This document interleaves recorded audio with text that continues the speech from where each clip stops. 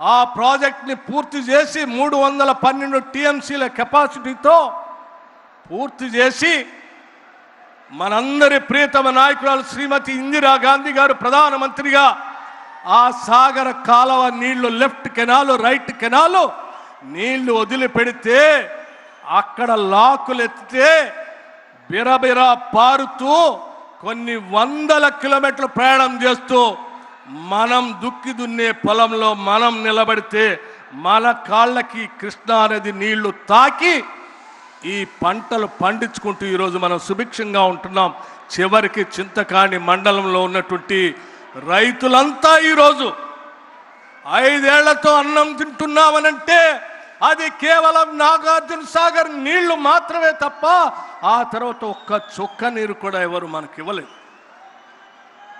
అందుకే వీటిని ఆధునిక దేవాలయాలని చెప్పి 1967లో దీన్ని ప్రారంభం చేస్తే ఒక్కసారి ఆలోచన చేయండి. ఈనాటి వరకు కూడా కొన్ని వందల కిలోమీటర్లు ప్రయాణం చేస్తున్నా కూడా ఇరిగేషన్ ప్రాజెక్ట్తో పాటు పవర్ ప్రాజెక్ట్స్ డ్యామ్ కింద డ్యామ్కి లెఫ్ట్ సైడ్ రైట్ సైడ్ ఉంటే కూడా దాదాపు 59 సంవత్సరాలు అంటే ఒక 6 దశాబ్దాలు 60 సంవత్సరాలు చెక్కు చెదరలేదు ఆ ప్రాజెక్ట్.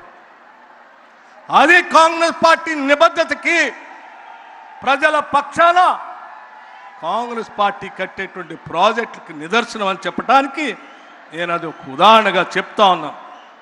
అదే స్థాయిలో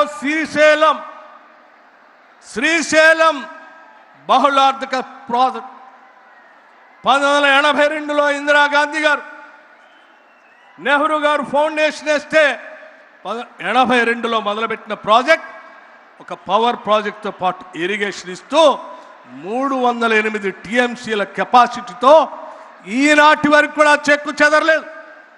అక్కడున్న స్టోరేజ్ నీళ్లతోనే ఈరోజు కూడా నాగార్జున సాగర్కి నీళ్లు వస్తున్నాయి, అక్కడ నుంచి మన పొలాలకు నీళ్లు వస్తూ ఉన్నాయి. అలాగే జోరాల ప్రాజెక్ట్ 1981లో మొదలుపెట్టిన కట్టినటువంటి ప్రాజెక్ట్ ఈనాటికి కూడా చెక్కు చెదరలేదు.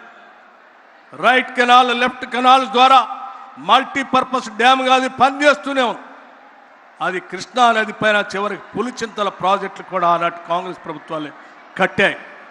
మిత్రులారా, గోదావరి నది పైన ఎస్ఆర్ఎస్పి శ్రీరామ్ సాగర్ ప్రాజెక్ట్ 112 టీఎంసీల కెపాసిటీతో 1977లో 10 లక్షల ఎకరాలకి సాగునీరు అందించేటట్టుగా 4 కాలువలతో కాకతీయ సరస్వతి లక్ష్మి ఫ్లడ్ కెనాల్తో కడితే ఈనాటికి కూడా ఆ ప్రాజెక్టు చెక్కు చెదరలేదు. ఈనాటికి కూడా కాకతీయ కెనాల్ ద్వారా మన ఖమ్మం జిల్లాలో ఉన్నటువంటి తిరుమలాయపాలానికి కూడా నీళ్ళు వస్తూ ఉన్నాయి. దీని కెపాసిటీ 212 టీఎంసీలుగా ఉంది. అట్లాగే శ్రీపాద ఎల్లంపల్లి ఆనాటి కాంగ్రెస్ ముఖ్యమంత్రి డాక్టర్ వైఎస్ రాజశేఖర రెడ్డి గారు 2004లో ఆ ప్రాజెక్టును మొదలుపెట్టి పూర్తి చేసి మనకు అందిస్తే ఈనాటికి కూడా అది చెక్కు చెదరలేదు. ఇప్పటికి కూడా అద్భుతంగా కొనసాగుతూనే ఉన్నాయి. కానీ ఇన్ని వందల టీఎంసీల కెపాసిటీతో కొన్ని దశాబ్దాల క్రితం కట్టినటువంటి ప్రాజెక్టులు కూడా చెక్కు చెదరకుండా నీళ్లు అందిస్తూ ఉంటే ఈ రాష్ట్ర వనరులు సంపద తెలంగాణ రాష్ట్రానికి చెందాలనేటువంటి ఆలోచనతో ఇక్కడ ఉన్నటువంటి ప్రజల ఆత్మహత్యలు చేసుకుంటా ఉంటే మన అధినాయకురాలు సోనియా గాంధీ గారు ఆలోచన చేసి తెలంగాణ రాష్ట్రం ఇస్తే ఈ సొమ్మంతా మనకే చెందాలని ఆలోచన చేసి ప్రత్యేక రాష్ట్రం వస్తే బాగుపడతాం అనుకుంటే ఆ మాయమాటలు చెప్పి అధికారంలోకి వచ్చిన టీఆర్ఎస్ పార్టీ కాళేశ్వరం కట్టక ఒక ప్రాజెక్ట్ కట్టిందయ్యా. కాళేశ్వరం ప్రాజెక్ట్ ఏమైందయ్యా? కాళేశ్వరం 1,00,000 కోట్ల పైబడి కట్టి కూల్చేశారు తప్ప ఒక్క చుక్క నీళ్లు కూడా మనకు ఉపయోగపడే పరిస్థితి లేకుండా పోయింది. డాక్టర్ బాబాసాహెబ్ అంబేద్కర్ పేరు మీద ఆనాటి కాంగ్రెస్ ప్రభుత్వం మొదలుపెట్టినటువంటి ప్రాజెక్టు 38,000 కోట్లతో మొదలు పెడితే 11,000 కోట్ల రూపాయల పూర్తి